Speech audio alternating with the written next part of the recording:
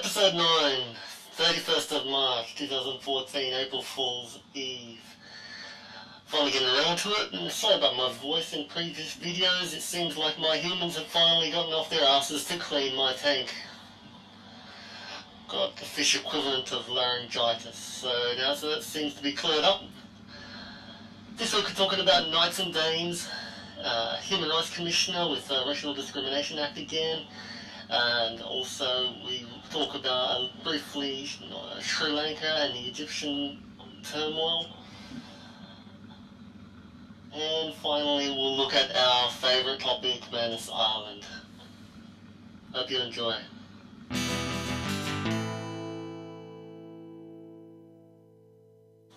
Yes, of course they have a place in modern Australia, but only if you're talking about Dame Edna. Sadly, with the current regime in power, this will be more about the Knights who say the N-word.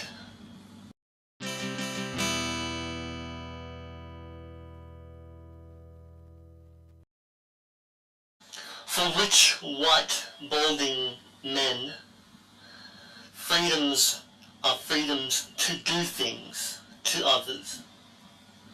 For everybody else, important freedoms are freedoms from things being done to them. Unfortunately, the power rests with the former.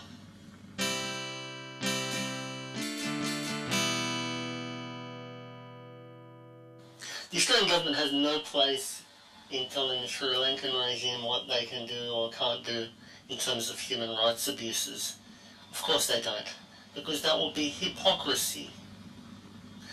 Unless we're able to treat people with the respect and dignity that they deserve, how can we be judging others for not doing that?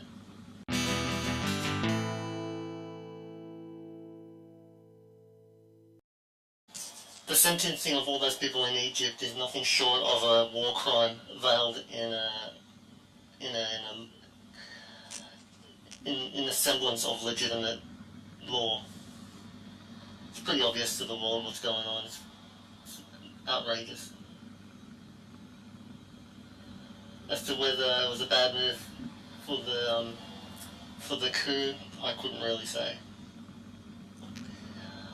All I know is it's bad, man.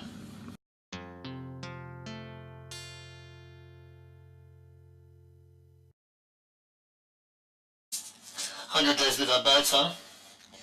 Yeah, right. 100 days without reporting birds is more like it. As for quotas, it was rightly pointed out that we don't do anything relative to other nation states. We're obliged to take on far more than we can. Or far more than we are, I should say.